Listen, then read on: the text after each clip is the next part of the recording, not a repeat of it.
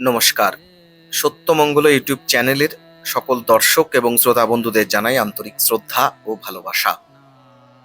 আচার্য শঙ্করের জন্মদিন উপলক্ষে অপূর্ব আলোচনা করেছেন স্বামী ভূতেশানন্দজি মহারাজ আচার্য শঙ্করের জীবনী সম্পর্কে।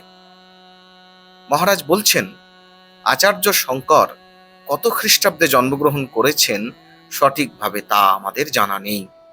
মনে হয় শ্রী চৈতন্যের আবির্ভাবেরও প্রায় 500 বছর আগে তার আবির্ভাব হয়েছিল।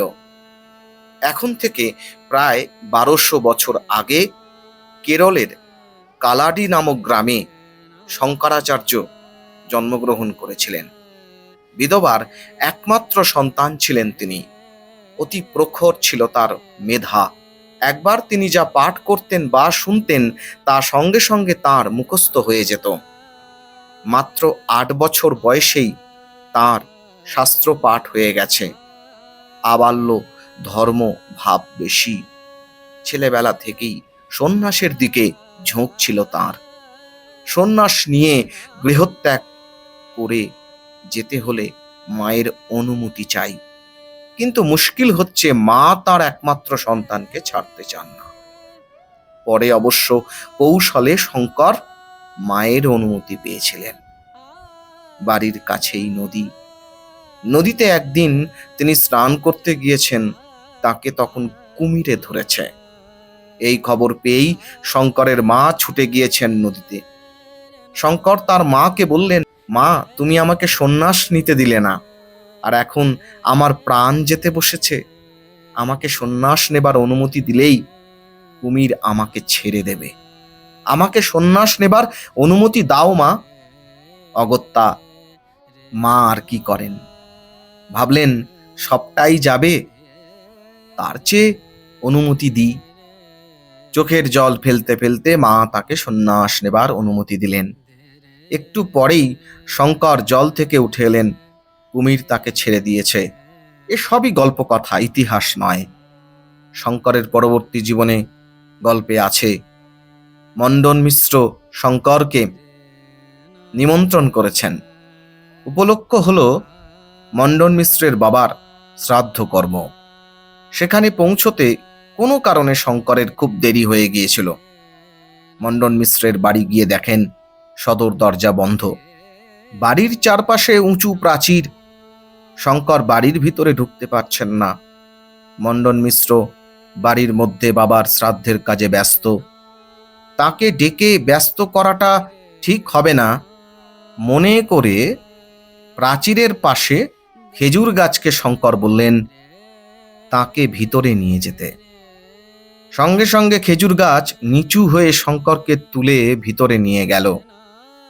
মহর্ষি বাল্মীকির জীবন যেমন গল্প কথা, দস্যু রত্নাকর বাল্মীকি হয়েছিলেন, যার কোনো প্রামাণ্য ইতিহাস নেই, তেমনি শঙ্করের জীবনীও কিংবদন্তির মাধ্যমে প্রকাশিত হয়েছে।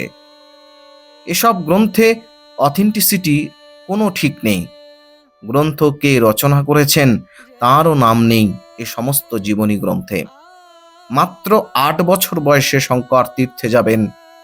কি করে এত ছোট ছেলেকে যাবার অনুমতি দেন মা? শঙ্করকে ছেড়ে কি করে থাকবেন এই ভেবে মা যখন খুব কাঁদছিলেন, তখন শঙ্কর তার মাকে বুঝিয়ে শান্ত করলেন। তিনি কথা দিলেন যে তার মায়ের অন্তিম সময়ে তিনি আসবেন এবং মায়ের প্রতি তার শেষ কর্তব্য পালন করবেন। পরবর্তীকালে শঙ্কর তার মায়ের অন্তিম শয্যায় মায়ের সঙ্গে দেখা করেছিলেন। মায়ের তখন শেষ অবস্থা। মাকে ঠাকুরের নাম শোনালেন শঙ্কর। অনেক স্তব পাঠ করে শোনালেন। প্রথমে শিবের স্তব পাঠ করে শোনালেন। মা নারায়ণের স্তব শুনতে চাইলে শঙ্কর নারায়ণের স্তব পাঠ করে শোনাবার পরে তার মা শান্তিতে দেহ রাখলেন। আত্মীয় প্রতিবেশীরা কেউই দাহ করার কাজে এগিয়ে আসেনি। শঙ্কর নিজেই কাঠ, খড় ইত্যাদি সব জড়ো করে পুরো ঘরে আগুন লাগিয়ে দিলেন। এইভাবে মায়ের শেষ কাজ সমাপনান্তে শঙ্কর গ্রাম থেকে বিদায় নিয়েছিলেন। 8 বছর বয়সে বাড়ি থেকে বেরিয়ে শঙ্কর প্রথমে গোবিন্দপাদ, যেখানে তপস্যা করেছিলেন সেখানে গেলেন। গোবিন্দপাদ দেখলেন সুন্দর ছেলে, অপূর্ব তার মেধা। গোবিন্দপাদের কাছে শঙ্কর আরও 8 বছর শাস্ত্র পাঠ করলেন। এত মেধাবী ছেলে যে অল্প সময়ের মধ্যেই সর্বশাস্ত্রে পণ্ডিত হলেন শঙ্কর। শাস্ত্র পাঠান্তে পরিব্রাজক রূপে সমুদ্র হিমাচলে বেদান্ত প্রচার করতে লাগলেন তিনি। শঙ্কর স্বল্পায়ু হবেন কথা ছিল, 8 বছর মাত্র তার আয়ু ছিল প্রথমে, কিন্তু তাকে দিয়ে অনেক কাজ হবে এজন্যে আয়ু বাড়ল, বেড়ে 16 বছর হলো। 16 বছর বয়সে তার শরীর যাবার কথা, কিন্তু তিনি এত কাজ করে যাবেন বলেই আয়ু আরও বাড়ল, বেড়ে 32 বছর হলো। পায়ে হেঁটে তিনি সমস্ত ভারতবর্ষ পরিভ্রমণ করে অদ্বৈতবাদ প্রচার করেছেন। সেই সময়ে বৌদ্ধ ধর্মের প্রভাবে হিন্দু ধর্মের খুব শোচনীয় অবস্থা ছিল। অবক্ষয়ের হাত থেকে হিন্দু ধর্মকে উদ্ধার করে তিনি হিন্দু ধর্মের ঋত গৌরব ফিরিয়ে এনেছিলেন। এত অল্প সময়ের মধ্যে শঙ্করাচার্য কত যে কাজ করে গেছেন তার শেষ নেই। তিনি কত সুন্দর সুন্দর স্তব রচনা করেছেন, উপনিষদ, ব্রহ্মসূত্র, গীতার ভাষ্য রচনা করেছেন। তার বহু গ্রন্থ আমরা পাই যেগুলি অফুরন্ত জ্ঞানের ভাণ্ডার রূপে চিরকাল আমাদের কাছে সমাদৃত হয়ে থাকবে। তিনি পঞ্চ উপাসনার কথা বলেছেন। শিব, নারায়ণ, দুর্গা, সূর্য, গণেশ এই পঞ্চ দেবতার উপাসনা প্রবর্তন করেছেন। তিনি 10 নামী সম্প্রদায় গঠন করেছেন।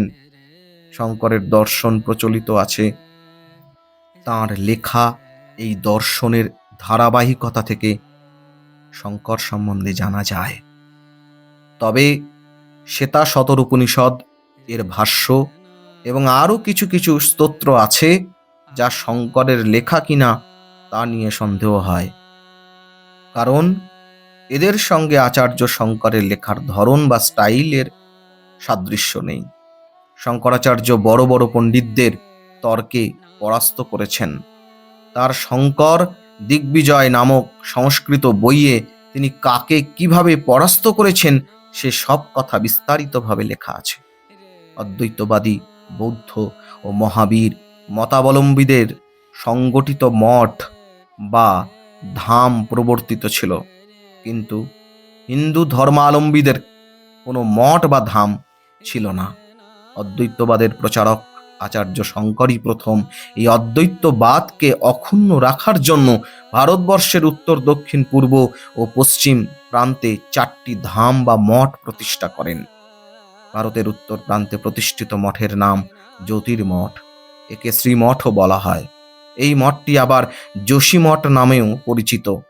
এই স্থানের দেবতা নারায়ণ এবং দেবী পূর্ণগিরি। ক্ষেত্র হল বদ্রিকা আশ্রম। ভারতের দক্ষিণ প্রান্তে প্রতিষ্ঠিত মঠের নাম শৃঙ্গেরি মঠ।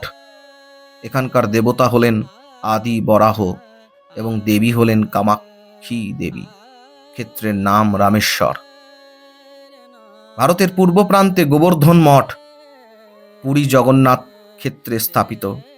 এখানকার দেবতা হলেন জগন্নাথ এবং দেবী হলেন বিমলা। ক্ষেত্রের নাম পুরুষোত্তম। ভারতের পশ্চিম প্রান্তের মঠের নাম সারদা মঠ। এখানকার দেবতা হলেন সিদ্ধেশ্বর এবং দেবী হলেন ভদ্রকালী। এই মঠের ক্ষেত্রের নাম দ্বারকা। জ্যোতির্মঠ, শৃঙ্গেরি মঠ, গোবর্ধন মঠ এবং সারদা মঠ এই 4টি মঠের মঠাধীশেরা হলেন যথাক্রমে তোটকাচার্য, পৃথ্বীধর, পদ্মপাদ এবং বিশ্বরূপ।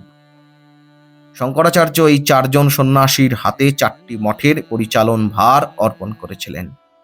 সন্ন্যাসের শৃঙ্খলা, সন্ন্যাসের পালন সুষ্ঠুভাবে সম্পন্ন করার জন্য তিনি মঠান্যায় নামে একটি বই রচনা করেছিলেন।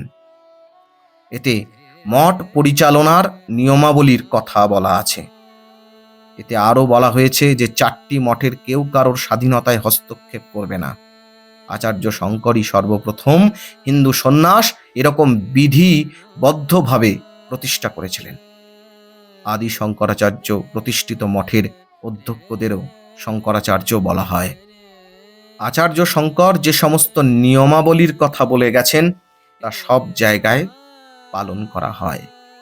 কাশ্মীরের শ্রীনগরে একটি উঁচু পর্বত আছে, এখানে শঙ্করাচার্য তপস্যা করেছিলেন। এই পর্বতটির নাম শঙ্করাচার্য পর্বত। এই পর্বতের চূড়ায় একটি সুন্দর শিব মন্দির আছে। আদি শঙ্করাচার্যকে শিবের অবতার বলা হয়। কথিত আছে তার ৩২ বছর বয়সে কেদারনাথে গিয়ে কেদারে মিলিয়ে গেলেন তিনি। গল্পের আলেখ্যে এই হলো শঙ্করাচার্যের জীবনী। অপূর্ব সুন্দর গল্পের মাধ্যমে শঙ্করাচার্যের জীবনী তুলে ধরেছেন মহারাজ। আচার্য শঙ্করকে আমাদের শতকোটি নমস্কার এবং প্রণাম জানাই। সকলে খুব ভালো থাকুন, সুস্থ থাকুন, আনন্দে থাকুন। আশা করি আজকের এই ভিডিও আপনাদের খুব ভালো লেগেছে। আর সত্যিই যদি ভালো লেগে থাকে তাহলে প্রতিদিনের মতো ভিডিওটিতে একটি লাইক, শেয়ার, কমেন্ট ও চ্যানেলে যারা নতুন এসেছেন তারা চ্যানেলটিকে সাবস্ক্রাইব করে সত্যমঙ্গল ইউটিউব চ্যানেলের পাশে থাকবেন। ধন্যবাদ।